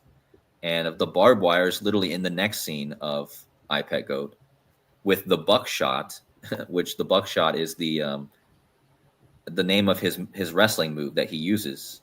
And the buckshot is not only is the next scene of iPet Goat featuring a buck with barbed wire, which connects both ways, but there's also a buck rabbit with an ear wound, a buck rabbit having an ear wound. So yeah, it's this guy was on that, Cody. When you presented that part, it made me think about the live that all three of us did with Donut, where Donut was all looking into the buck moon, right? In the very beginning of the opening scenes of that movie, The Flood, they point out the deer, the buck, right? Where did the deer go? And they scatter off right before the thunder strikes, right? Yeah. So, yeah, sorry, I just want to throw that. No, that's a great addition because that Rambo was, we were just talking about that a few days before. You're right. So another thing is, so you've been pointing out how the importance of Martian years, and I think Martian years are crucial. Like, what about all the other planet years? Why is Mars keep coming up like this? And I've already had a theory on Mars. In fact, I don't know if you remember, you did a video. This is during the Olympics last year. I saw a short video of yours, and it actually lined up with some imagery, symbolism that I've come across. So you said Eiffel Tower, and you said Eiffel Tower in English could be Eiffel. You remember that? You said Eiffel Tower. Yeah, like an eye full. I mean, so you went and did gematria on eye full, like EYEFULL, and then tower, and then you looked into French. Like, how do you say eye full in French? Well, it's plein des yeux. And so you did a gematria on plein des yeux, which means eye full in French, with Eiffel Tower, and you got a Grand Slam match, which I thought was really amazing because in tarot, the tower is Mars. The tower card represents Mars. So the whole Eiffel Tower symbolism is related to Mars. But if you look specifically at the Aleister Crowley deck, and people who are intuitive, I'm not intuitive, almost unanimously say that Crowley deck is at another level, like it's powerful. In fact, they can't even start with it if they feel it right away. The Crowley deck on the tower card has the all-seeing eye on it. And so it has the eye, and the tower, which represents Mars, and that ties into what you discovered on your own. You said, "Oh, Eiffel sounds like Eiffel," and you got a perfect match, Grand Slam in 4 ciphers. And there's a lot of so Mars is very significant. That's why. So I think you've really uncovered a lot of Mars significance. The tower and Eiffel Tower, and the all-seeing eye is actually related to Mars, and that could be a whole different decode. But you're seeing in your decodes the importance of Mars, and then we can speculate why is Mars so important. But there's a lot of Mars symbols I just noticed in that that scene from I Pet Goat in the classroom. There's the lightning bolt. So the Eiffel, the tower card, which represents Mars, has a lightning bolt. I see the lightning bolt over there. There's the looks like a tower on fire. A lot of heavy Mars symbolism in that the iPad goat scene. Yeah, and what's crazy about that is today is the 16th now, that's the 16th tarot card, and this will be Barack Obama's 34th Martian birthday today, which again is 34 days after Trump's 42nd. And something I didn't mention, which is relevant, is if you take the number 34 into base 8, it equals 42. So it will be 34 days after Trump's 42 Martian year and Obama's 34 Martian year. And Trinity test does equal 34 in Chaldean. So I find it interesting that today on the 16th, it's going to be, and some quick additions also with today. I went from the debut of, or the day that Trinity, that wrestler, got married, to today. And today, don't forget today, guys, has 68 date numerology. All the world wars and the Ukraine-Russia war started on that same numerology. So you even got that connected to today. But it's exactly 4,200 days after she got married, this Trinity. And she was in a movie called The Marine Battleground, I think. The Marine 5. Yeah, she was in a movie called The Marine 5 Battleground. If you go from the release of that, it was 88 minutes long. I found that interesting. But if you go from that movie release that she was in to today also, it's just happens to be, what is it? 3,033 days, like the Trinity. Also, don't forget Trump was born 333 days after the Trinity test. Today is also, thanks to Bobby Simpson, he was in the chat earlier in my video. Today is exactly 99 Mercury years after 9/11. And of course, 9 times 11 is 99. And a Mercury year is 88 days roughly. So yeah, today being also 99 Mercury years exactly after 9/11. Also, today is The Dark Knight Rises, which has the symbolism of like fire burning on the front of it, towers burning. That was released originally on July 16th. So today is the anniversary of that. It's exactly 156 months since that movie, which is of course 9/11 connection. But yeah, that's there. There's so much, and the Mars thing, isn't the Eiffel Tower located on the ground? Yep. Is located on is Mars. Yeah, Champ de Mars. Yep. Yeah. Yep. So yeah, today should be an interesting day. I'm not saying there's going to be a nuclear explosion, but I mean, the briefcase of Naomi posting, she's almost looking like a terrorist incident. Saying we have little time. I don't know. I just feel like, and there's an astrology person, this Joni Petrie, one of the big astrologists. She's been predicting that July 2025, there would be an attack that changes the world, similar to 9/11. And the reason she's seeing that is because Mars is in conjunction with K2, the south node of the moon. And just like 9/11, Mars was in conjunction with K2. It was in a different sign, but like I said, she's predicting the 20th for that. That's when they go fully like conjunct, I guess, Mars and K2. But yeah, it seems between now and the 20th, I don't know if we get something, but maybe nothing, but just something to look out for.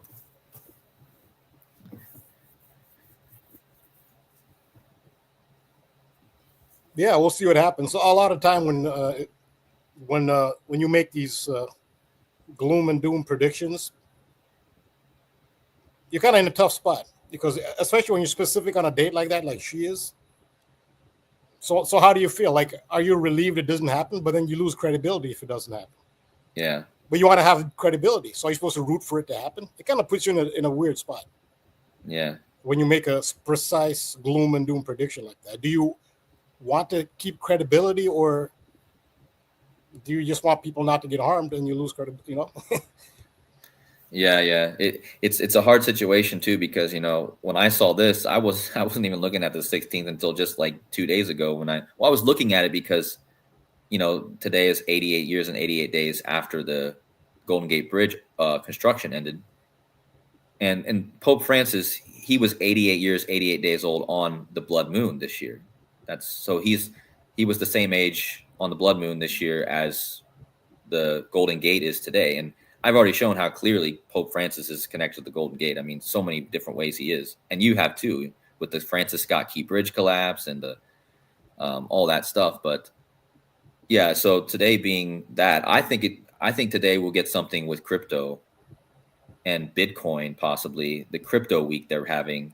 I think that's the bridge stuff, or the stuff we could see this week, with maybe some other stuff mixed in. But like, that's why in my last video I made sure to say that I don't expect a nuclear attack or anything today, but something more about the money system. That's why I believe Naomi has had the money in the bank. And as you mentioned, the banks of the river in Texas, all this flood stuff going on. It's not even Texas that's just flooding. There's New York was flooding. Chicago just flooded. So like, they're definitely pointing to something with currency and money for sure.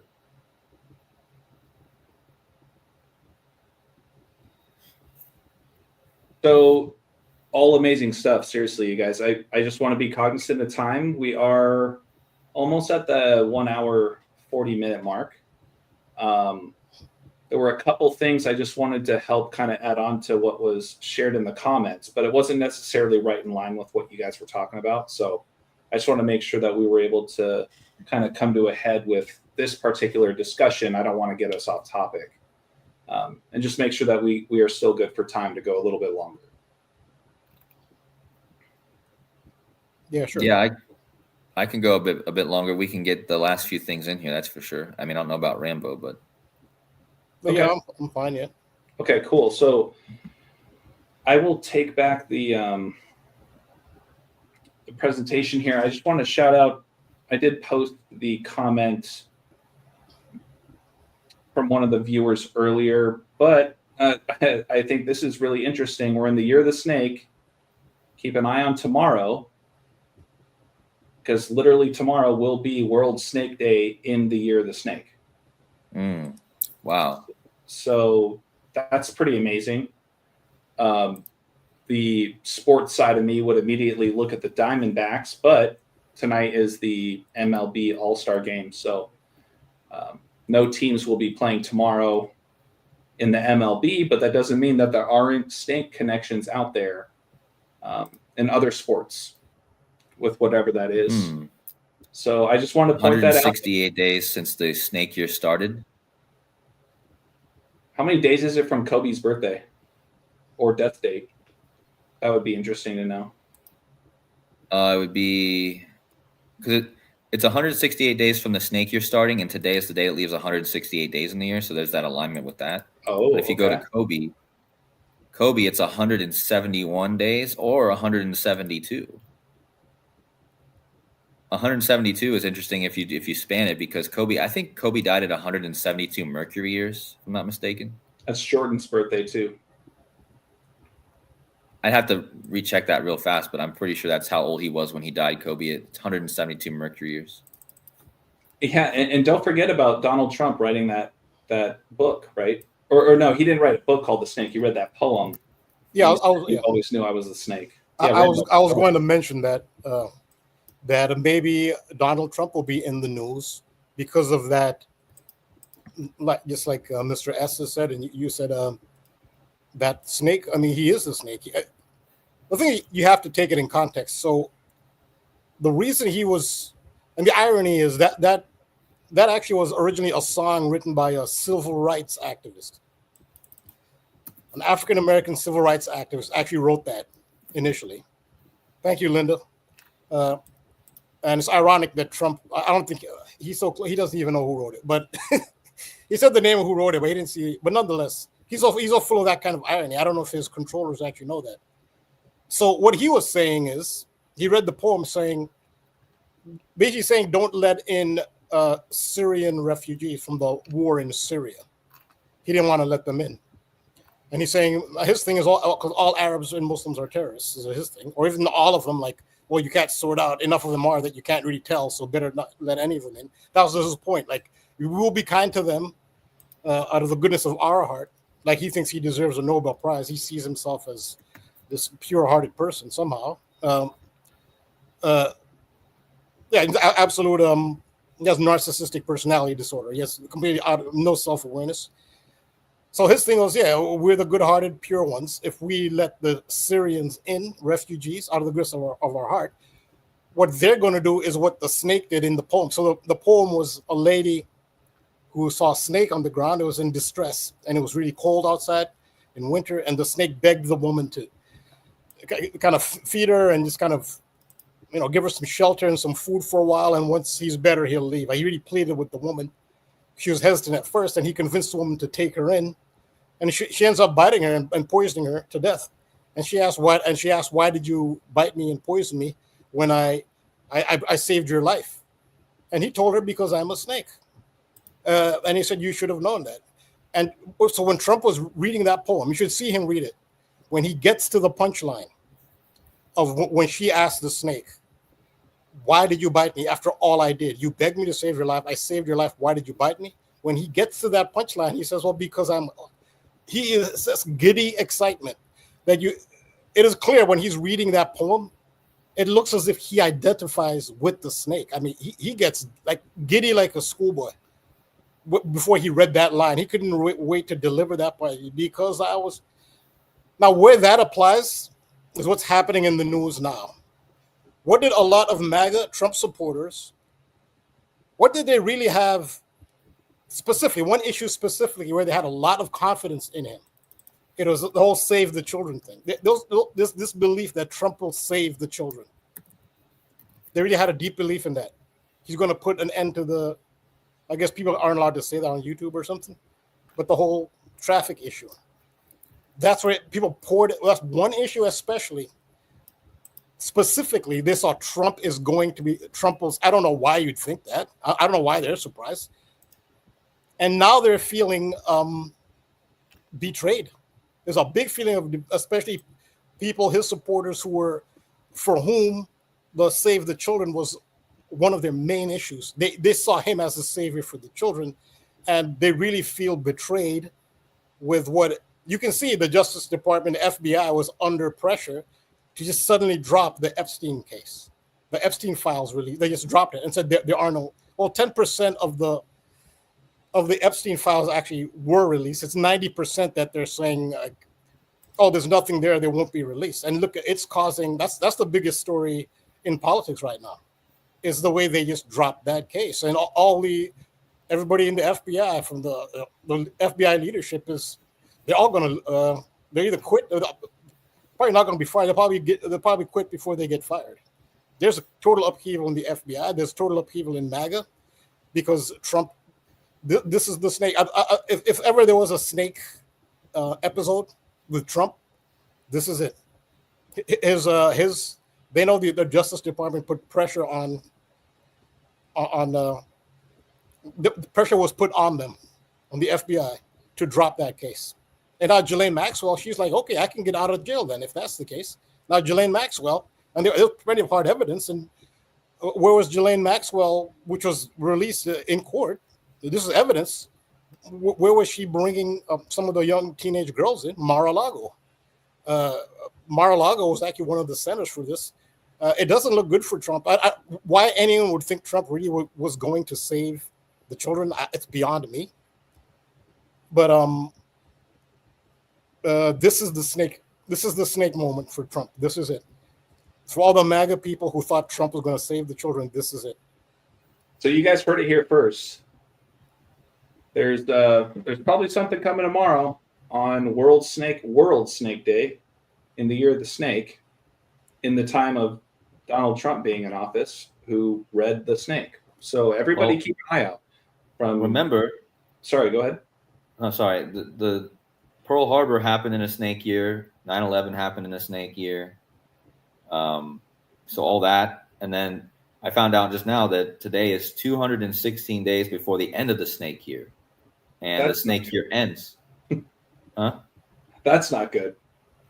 But guess when the snake year ends? It ends on 2/16. So today is 216 days before 2/16. If you span it, and again, that's 666. That's 666 connection. So yeah, that's and I like that's interesting for sure. So yeah, and don't forget the plane crash stuff with the year the snake started with that plane and helicopter collision. Well, today being the anniversary of JFK Jr.'s plane crash, and then Kobe. Today, his helicopter crash turns 1999 days old, and that's the year that JFK crashed in his plane. So you got the helicopter and the plane symbolism with Kobe and JFK Jr. today. So that too. Yep.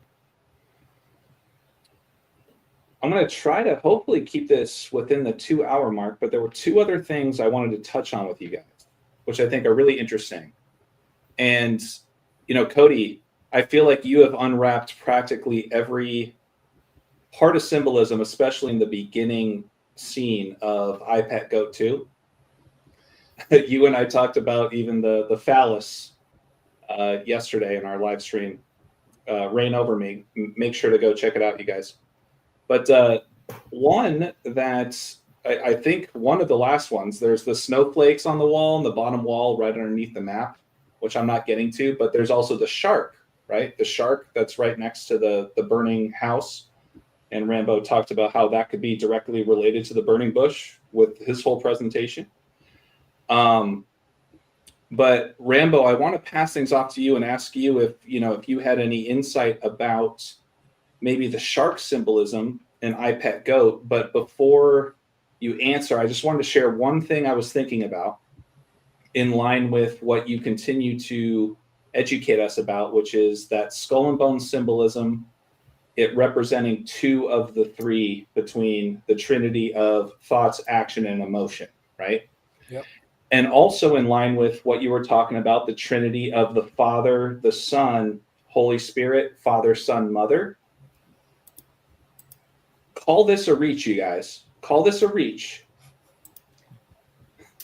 I don't really care at this point, but it made me think of the song that was pretty popular at, X amount of years ago, Baby Shark. Do you guys remember the song Baby Shark? Oh yeah. I don't remember it. No. Baby shark do do do do do do baby shark do do do do. And then it goes mommy shark, and then it goes daddy shark, daddy shark. So like that falls right in line with that Trinity theme. The Father, the baby shark, right? Baby could be father, or boy or girl. And then it says mommy shark, and then it says daddy shark. And then the last two lines are grandma shark and grandpa shark, essentially. So it's that kind of, family alignment there. But I was just thinking of that symbolism with what you were talking about, Rambo. Shark Week starts in a few days, by the way. Oh, dear. Okay. That's good to know. So everything's lining up with that chalkboard in I Pet Goat. But here's what's crazy. Let me share my screen. See what date? Yeah. So I looked up the date that Baby Shark came out. The day after Snake Day. So we're 2 days away from the anniversary in 2016. We were just talking about that 216. So back in 2016, June 17th, the same date that we'll be on with Ani. Maybe we'll have more to share about that. But June 17th, Baby Shark was released, the same year that Donald Trump first came to office. And just to show folks what I mean by the lyrics. I'm sure most of you guys are familiar with this, but since Rambo hasn't heard it, we've already sung it to you, Rambo. You don't need to hear it. You're good. Yeah, I don't think that's a reach. I think because this was a really popular song. I mean, you even had Katy Perry dancing in the Baby Shark. Like, it was a really big song. It was huge. I mean, it's huge, especially with the kids stuff. Yeah, see, so it was by a group called Pink Fong, Baby Shark Special. And, you know, it's a nursery dance song about a family of sharks. And yeah, see, look, Baby Shark, do, Baby Shark. And then they go, Mommy Shark. Then Daddy Shark. It is along the lines of the water theme. Yeah, exactly. So like you said, it's they have grandma as well, grandpa. So yeah, if you do have the Trinity, if you have we're talking about mother, father, and then the baby, which is that could be the son. Yeah, that does sound like the Trinity, although they add the grandparents. But what do you call children? A kid. Yep. What is a kid? It's a baby goat. And what's the name of the head of the Texas flood management? His name was Nim Kid. And I think Cody talked about the Jason Kidd connection. Well, kid, baby, goat, iPad goat. So this brings in the goat theme. I would say that when you talk about kid, you bring the goat theme with the use of the word kid. The last thing I had, thank you, Rambo, for that too, because it takes me back to when you were educating us on the connections with ducks, you know, and how a drake is a male duck, right? Yeah. And Kendrick Lamar, etc. The last thing I had, and Cody, I see that you have your screen ready to share. The last thing I just wanted to point out was what you were pointing out, Rambo, in your presentation, when you focused on that O that was right above the logo of Camp Mystic. If I can pull eclipse, that up. Yeah, check this out. And Cody, this goes right back to our presentation yesterday about the movie Love, Reign O'er Me. And Rambo, I did text you briefly about that, but this is what's blowing my mind here. Look at this.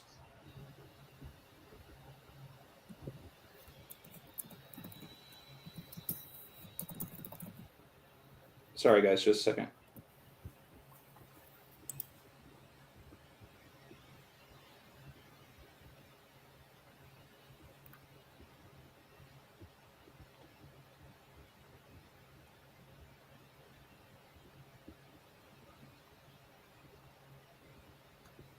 So a big thing that, Rambo, I let you know about what Cody and I were on was this movie Love.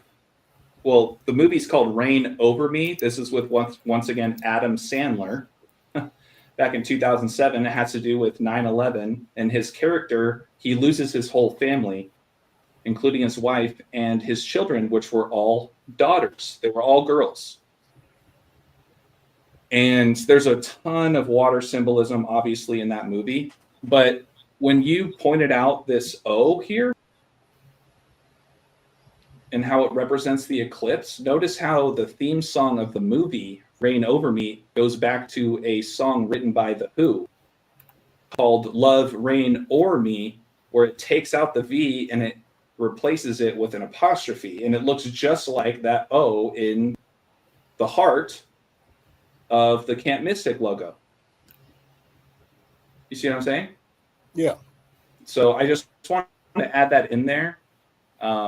Just to add further into, there's probably more eclipse symbolism in that movie as well. I mean, it doesn't get more identical than that, in my opinion. So that's all else I wanted to share. But Cody, I'm going to pass things off to you.